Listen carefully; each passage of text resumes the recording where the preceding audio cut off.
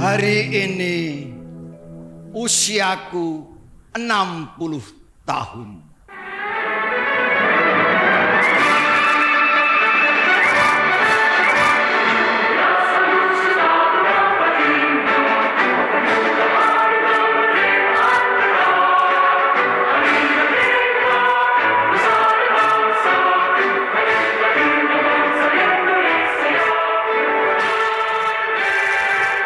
Radio mengobral lagu-lagu kebangsaan sejak subuh buta.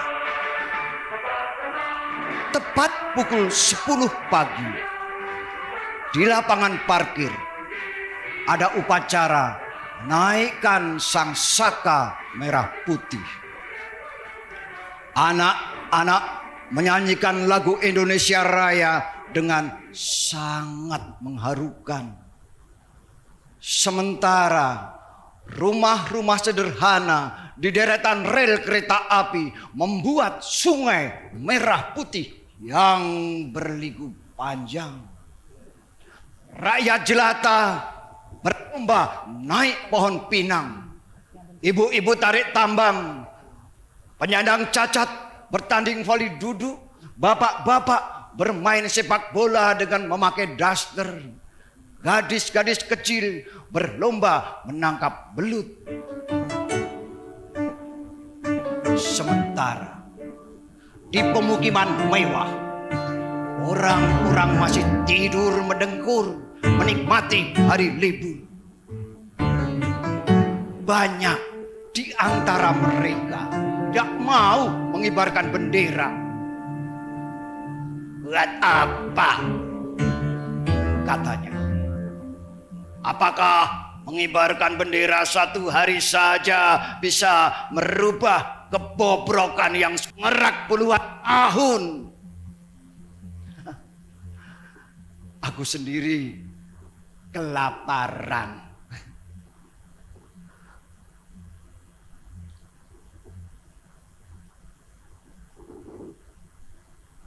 Ya Tuhan,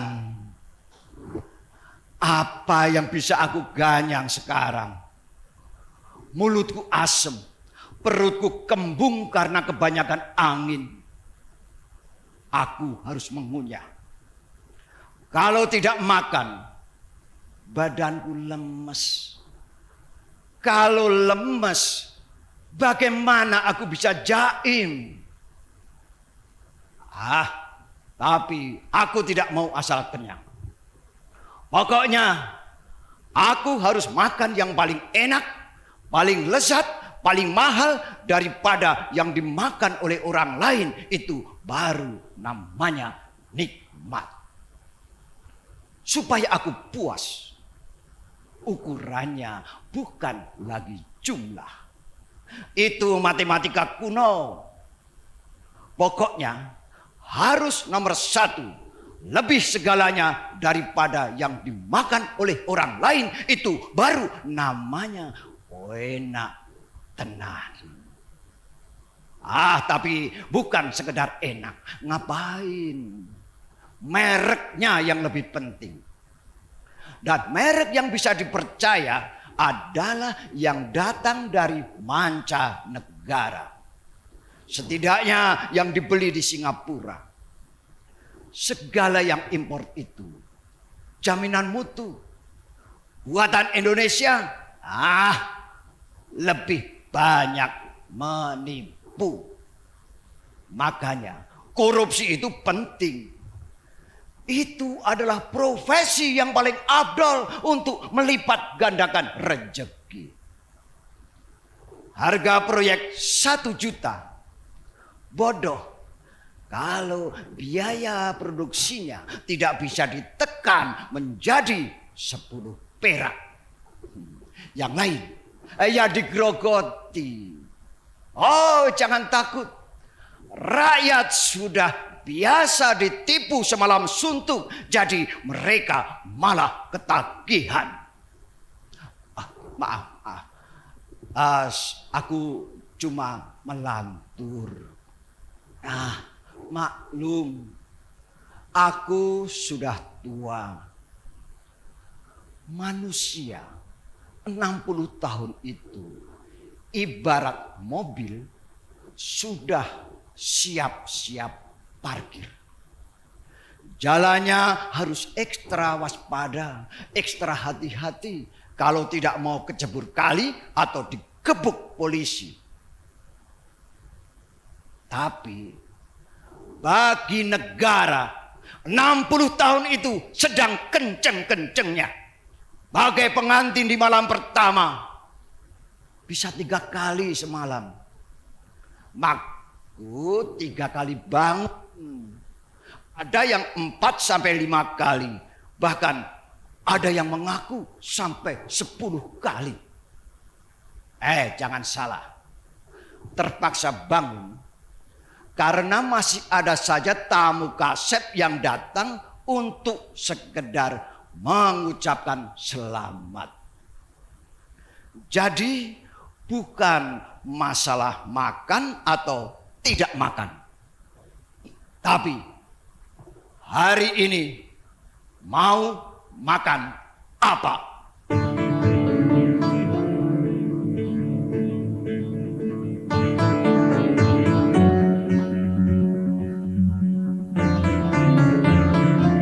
Pak, kataku kepada bupati, tapi cepat-cepat aku disuruh menemui Pak Wali. Dari kantor wali kota, aku dikirim ke kantor gubernuran.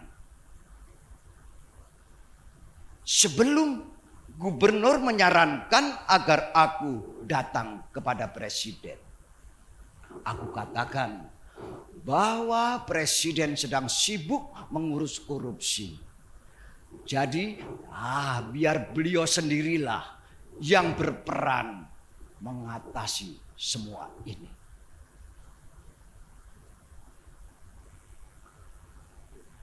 Apa yang bisa saya makan, Bapak Gubernur? Ente itu bagaimana?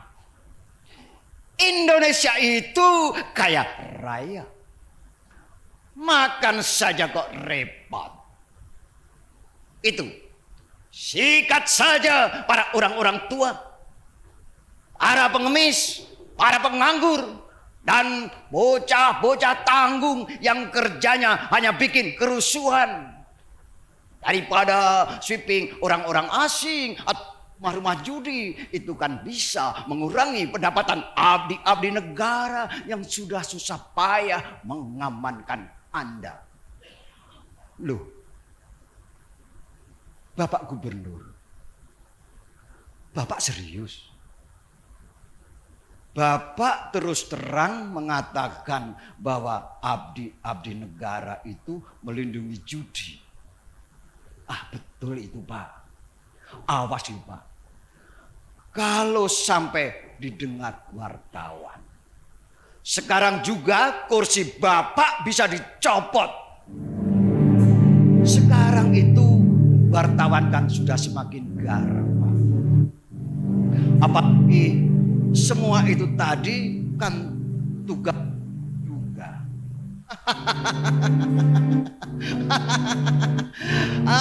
Aku ini hanya guyonan. Hanya guyonan. Ini campur sari. Kalau kita serius terus, kita bisa cepat mampus. Ngurus rakyat yang semuanya mau enak sendiri, itu makan hati. Jadi kalau kita tidak hati-hati, kita bisa mati berdiri. Jadi sedikit pakai komedi. Masuk gitu loh. Oke. Jadi ente datang kemari untuk cari kan? Betul Pak. Apalagi itu kan tugas Bapak sebagai pemimpin rakyat. Bukan hanya sekedar perut kami Pak. Itu gampang. Gampang. Tenang saja. Lihat. Ambil saja itu. Kata gubernur, sambil menunjuk 1.000 orang TKI yang gagal diekspor ke luar negeri untuk menjadi kacung, untuk menjadi pembantu rumah tangga. Silakan, ambil saja, habiskan daripada jadi makanan koran. Loh, iya kan? Koran itu loh. Televisi apalagi. Edan sekarang. Makin rusuh beritanya. Makin banyak iklannya. Makin tinggi oflaknya. Makin nomor 1 ratingnya. Namanya juga cari makan. Loh. Bapak menyuruh saya untuk makan orang. Itu kan kanibal Pak. Emangnya saya ikan arwana? Emangnya saya Bapak? Itu terserah. Terserah. Ini negeri demokrasi. Aku hanya memberikan peluang. Silahkan berjuang. Mainkan saja bolanya yang sekarang siap ditendang. Aku masih banyak urusan. Jadi mohon diizinkan pamit untuk meneruskan pekerjaan. Mentang-mentang pejabat tidak berhak untuk liburan. Itu namanya tidak berberi kemanusiaan. Sebelum sempat dicegah, gubernur sudah kabur. Lalu 1.000 orang perempuan calon pembantu-pembantu yang NG itu datang berlari mendefu. 1 orang, 2 orang, 3 orang, 4 orang. Aku masih kuat meladeni. Tapi ini 1.000 dengan 2.000 tangan yang gapai-gapai mau menggerayangi barangku. Maksudku menggerayangi tubuhku. Hadirin. Aku jadi keenakan. Aku kewalahan. Lalu tanpa sadar aku berteriak, "Awas, jangan ngamuk. Awas, ayo, menjauh, jangan mendekat. Mbak, ayo. Bu, Dik, jangan mendekat. Aku bisa koin. Nanti aku malah tidak bisa beli." Nah, begitu.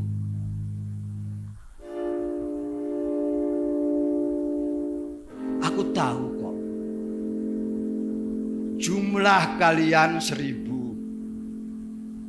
Dan kalian semua sudah kena tipu.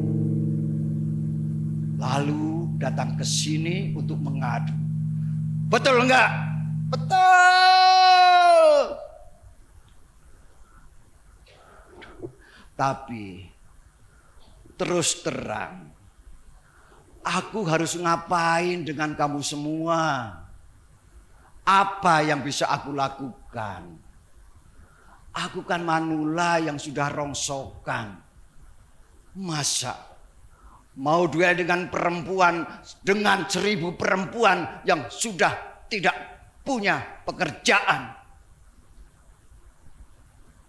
Maksudku, dengan perempuan yang sudah kelaparan dan tidak punya pekerjaan.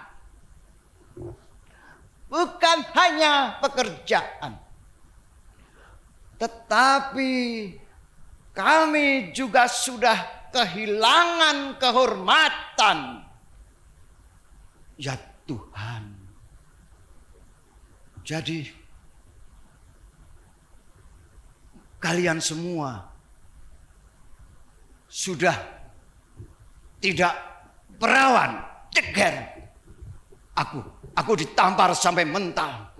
1000 perempuan dengan mata melotot mau membakar mulutku yang sudah becek lepas kontrol.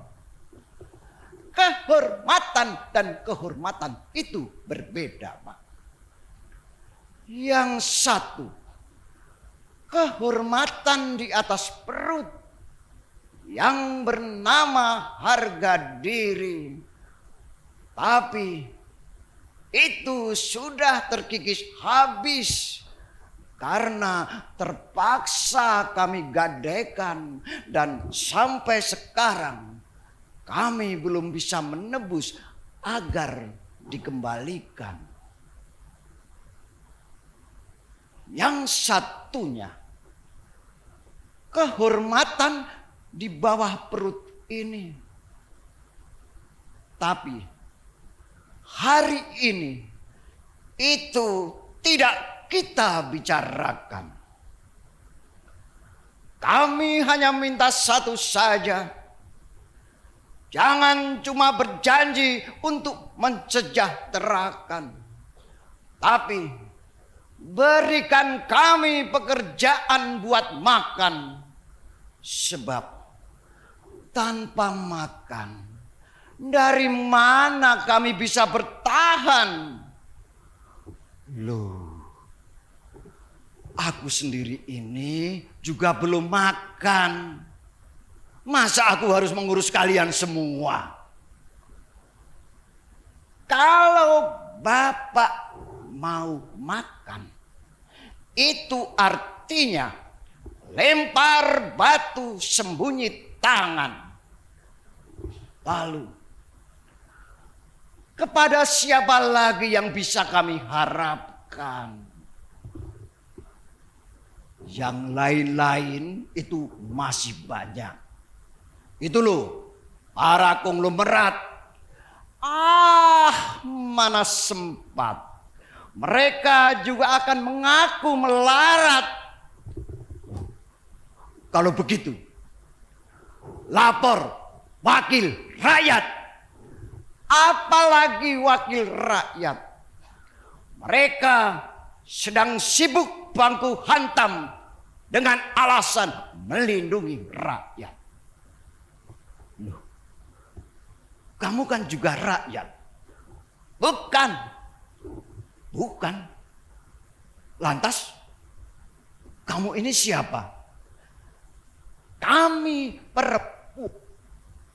perempuan bukanlah rakyat, karena kami tidak masuk dalam hitungan.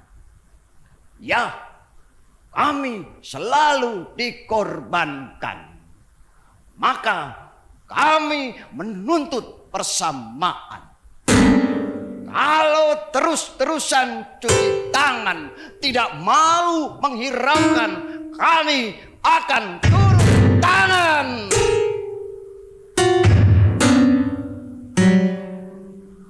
Mereka membuka pakaiannya semuanya.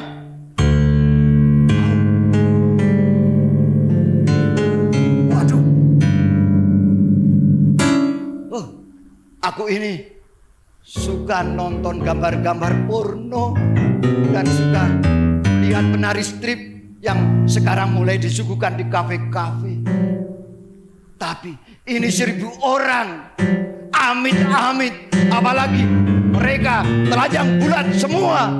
Mereka berlari datang menyerbu. 1 orang, 4 orang, aku masih kuat meladeni. Tapi ini 1000. Ini 1000 orang. Oh, lebih baik aku kabur.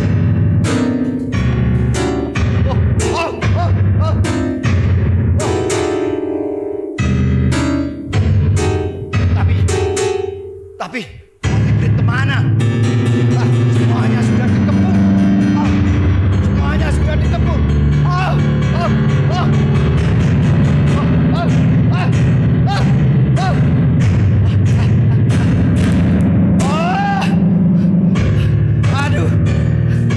Aku akan habis terkanyang dalam ronde pertama.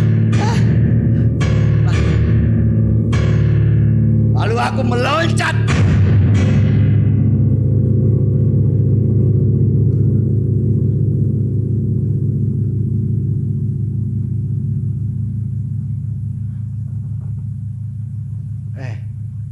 Dan terbangun dari mimpi.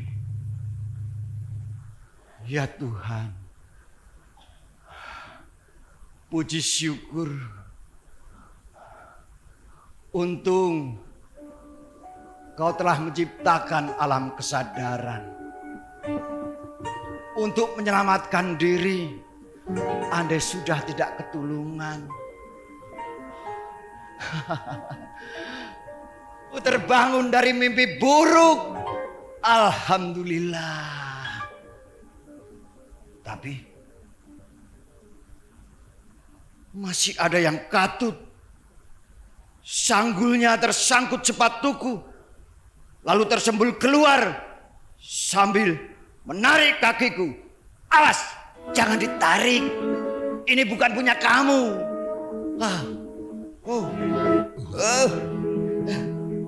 Aduh pangeran,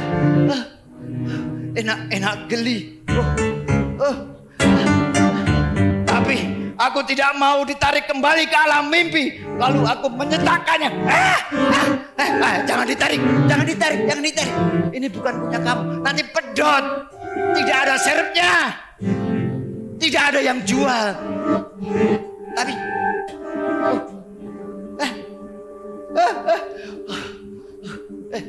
jadi melar ini. Izin aku. Tapi aku tarik dan mencetakkannya. Ayo. Dan berhasil. Aduh. Tapi celanaku merosot. Celana dalamku ikut melorot karena mereka tarik. Aku jadi pindang sekarang. Bebas tanpa hambatan. Aku berteriak. Sambil menutupi kemaluanku yang sudah bebas hambatan. Tapi ternyata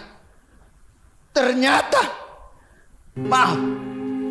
Nyuwun ngapura. I'm so sorry. Tidak ada kata lain yang bisa menggantikan ucapan ini. Kemaluanku sudah hilang. Kemaluanku sudah hilang. Hilang. Kok bisa ya? Hilang bang. Hilang. Padahal tadi masih gagah sini. Wong aku eman-eman kok. Coba periksa sekali lagi. Ya Tuhan, benar blas hilang. Aduh.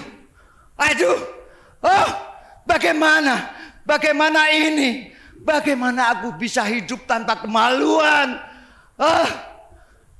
Jangan-jangan sejak tadi, sejak kemarin, sejak setahun, sejak 50 tahun, sejak 60 tahun yang lalu, tanpa aku sadari, aku sudah hidup tanpa kemaluan. Jangan-jangan kalian semua juga sudah hidup dan tidak punya kemaluan lagi.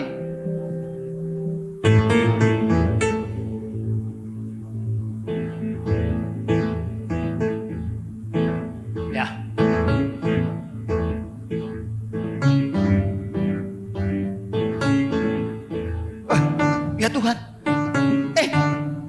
Ada lagi. Ada lagi. Ada lagi. Ya Tuhan. Tapi kenapa sekarang bercabang-cabang? Cabangnya tambah banyak. Di cabangnya tumbuh cabang lagi. Seperti akar tunjang. Panjang, panjang, kenceng lagi. Seperti gurita menggapai-gapai. Dia hidup sendiri, menjurai ke segala arah. Semuanya mau ditonjok dan dibelit. Ya Tuhan, aku juga dibelit. Kakiku, tubuhku,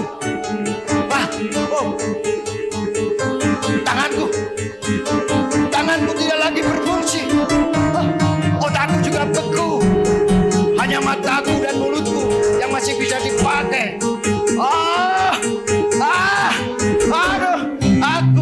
Aku sudah diajar oleh kemaluanku sendiri.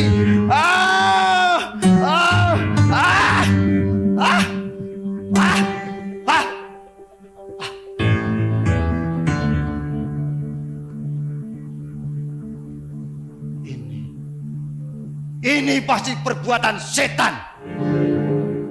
Ya, setanlah yang selalu membayang-bayangi kehidupan manusia ini dengan kegelapan. Dari dulu sampai sekarang, segala malapetaka berasal dari setan. Setan akan merubah negeri ini menjadi terpuruk dengan berbagai macam musibah, krisis ekonomi, kegoncangan politik, disintegrasi, narkoba, judi, bom, tsunami, bencana banjir, televisi semakin ganas, brutal dan asosial, korupsi dan harga naik lagi. Semuanya karena ulah setan. Setan akan menyulap bangsa ini menjadi kerikil-kerikil yang saling cakar-cakaran. Dan itu akan terjadi karena kita tidak bisa berbuat apa-apa. Kita hanya bisa membenci, mengutuk, menghujat dari jauh tanpa bisa berbuat apa-apa. Ya, setan tidak akan pernah kalah, apalagi menyerah. Apapun yang akan kita lakukan, semua akan sia-sia. Sudah waktunya kita berganti taktik. Dari sebaliknya, dari membenci. Sebab itu akan memboroskan energi. Kita harus berbaik hati, merangkul, memeluk setan supaya dia merasa akrab. Lalu berjalan bersebelahan,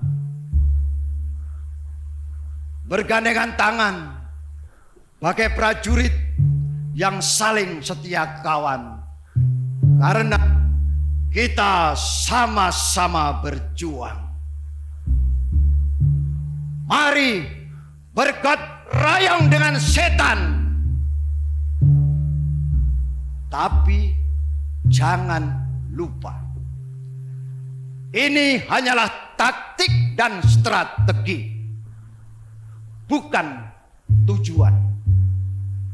Begitu setan lengah, lalu mulai percaya kepada kita, pelan-pelan lehernya kita bekuk, lalu masukkan belati ke tenggorokannya biar urat nadinya putus. Kita gorok dia supaya tamat riwayatnya, supaya kita benar-benar bebas dari mereka dalam arti yang sesempurna-sempurnanya. Ya, sudah saatnya menulis surat kepada setan. Sekarang jangan ditunda lagi.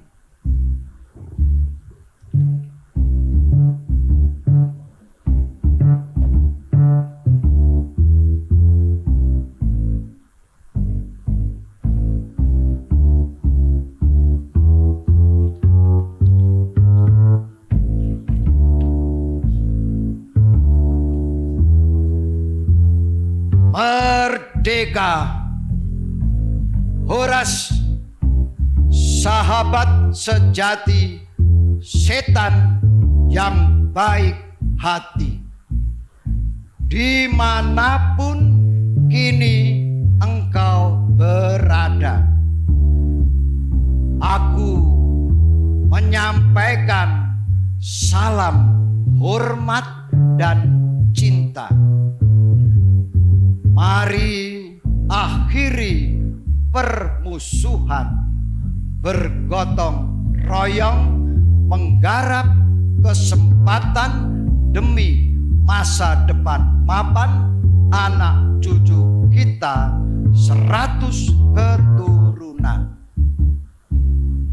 Selama kita saling dengki dan curiga mencurigai, hasilnya kurang memadai.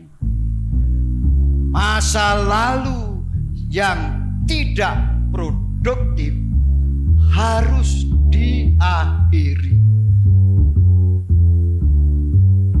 Mari bersatu padu dalam satu barisan yang padu. Semua laba kita bagi rata.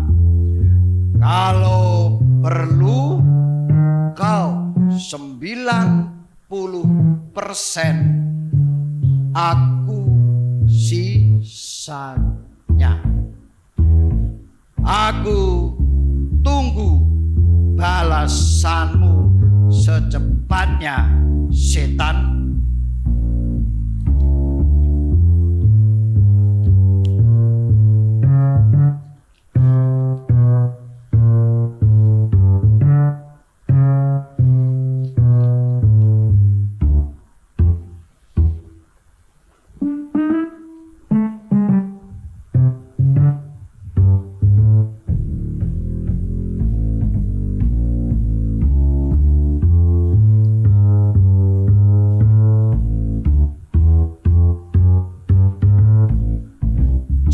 Sudah aku masukkan ke kotak pos tanpa membubuhkan nama maupun alamat. Tukang pos pasti tahu di mana alamat setan. Siapa yang tidak tahu alamat setan? Andai tukang posnya itu bego, setan sendirilah yang pasti mengambil surat itu. Setan kan tahu apa yang harus dilakukan. Namanya juga setan. Kemudian aku menunggu. Berhari-hari, berminggu-minggu, setahun, 5 tahun, kalau perlu sampai 30 tahun. Aku akan tetap setia menanti.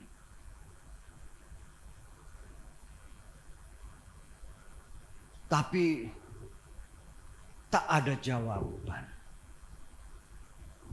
Jangan-jangan setan menolak.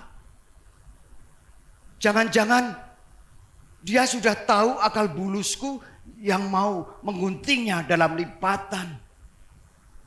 Jangan-jangan dia sudah di-upgrade sehingga tidak lagi mampu dikecoh. Setan kan lebih hebat daripada manusia. Kenapa aku jadi lupa?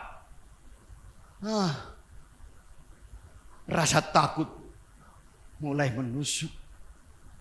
Sukmaku bergetar. Ngeri kalau setan menyerang. Habis aku sudah memperlakukannya seperti idiot. Sebentar-sebentar, kalau ada mobil berhenti di depan rumah, aku mulai panik. Siap-siap untuk kabur. Oh, ternyata hanya seorang pegawai negeri yang pulang sebelum jam kantornya. Kan hari Jumat. ketakutan makin membengkak. Aku ngos-ngosan terhimpit. Lalu aku mengatasinya dengan ekstasi. Tetapi semakin diatasi, semakin menjadi-jadi. Dengan panik, aku mengunjungi seorang psikolog. Tapi mancanegara itu selalu memberikan nasihat yang basi. Aku harus berpikir positif. Persetan. Persetan. Kemudian aku kembali ke rumah.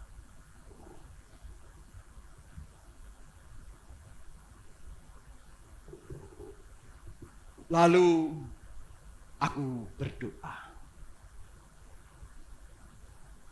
Tuhan, ini tidak adil. Aku kan makhluk ciptaan-Mu. Aku tidak percaya kalau Engkau tidak mencintai apa yang telah Kau ciptakan. Lindungi aku ya Tuhan. Jangan biarkan setan menang. Aku bersumpah, kalau manusia yang menang, aku akan membuat dunia ini semakin indah. Orang tidak perlu mati sebelum masuk surga, karena kami bisa membuat dunia ini seperti surga dengan rasa cinta yang pada dasarnya adalah karunia-Mu kepada kami juga.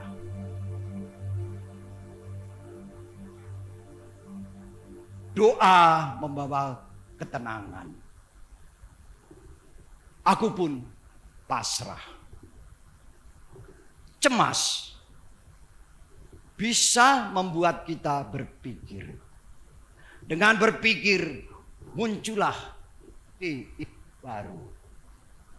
Takut adalah karunia untuk peradaban ini semakin sempurna.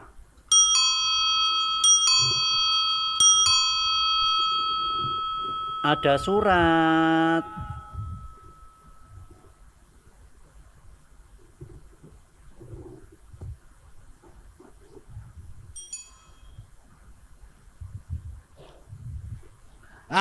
Akhirnya datang juga. Orang sabar itu memang dikasihani Tuhan.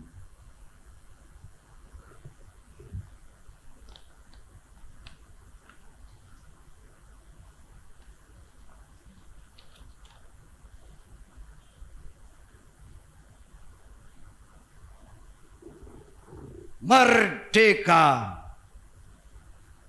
Horas, sahabat sejati, setan yang baik hati dimanapun kini Anda berada.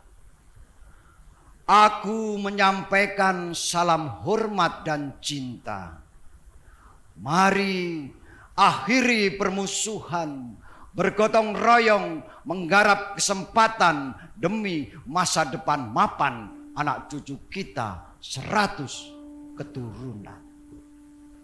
Selama kita saling dengki dan curiga mencurigai, hasilnya kurang memadai. Masa lalu yang tidak produktif harus diakhiri. Mari bersatu dalam satu barisan yang padu. Semua laba kita bagi rata. Kalau perlu kau 90%.